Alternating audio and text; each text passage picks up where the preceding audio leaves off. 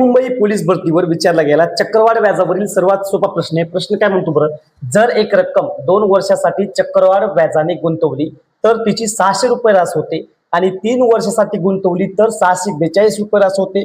तर आपल्याला विचारलाय व्याजाचा दर किती. मित्रांनो सोपं आहे, तुम्हाला त्यांनी 3 वर्षाची रास दिलेली आहे बघा 642 रुपये आणि 2 वर्षाची रास दिली 600 रुपये. आता काय करायचं बघा, या 3 वर्षाच्या राशीतून 3 वर्षाची जी काय आपल्याला रास दिली आहे 642 रुपये, यातून मित्रांनो आपल्याला 2 वर्षाची रास वजा करायची. किती आहे, फक्त 600 रुपये. ओके, मग दोघांची वजाबाकी किती आली 42 रुपये. मग हे काय 42 रुपये आहे ना, हे एका वर्षाचं आपलं असणार आहे चक्रवाढ व्याज असणार आहे.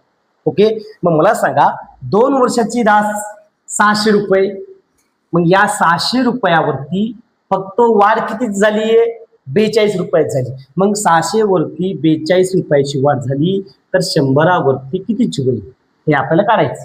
ओके, मग हे 0 0 2 कटले, मग इथे 6 1 6 6 7 42 म्हणजे 7% हा आपला पाहिजे व्याजाचा दर, जे की पर्याय क्रमांक आहे 7.